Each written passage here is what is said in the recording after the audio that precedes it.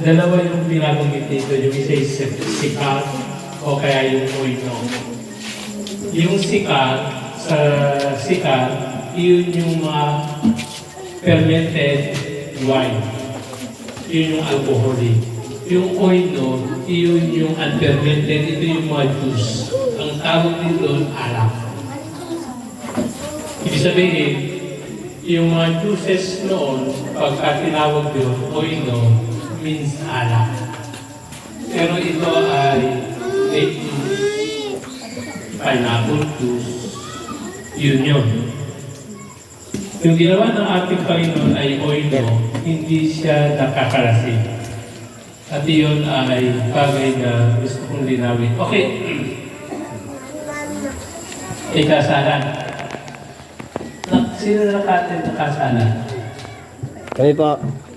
Meron pa rin hindi nakatin ng kasalan. O meron dito na napakalo ng ikasal. Huwag yung tataas ang kamay kasi pupunta kami. Okay. Kasalan. Ang kasalan sa panahon ngayon, inaabot ng linggo.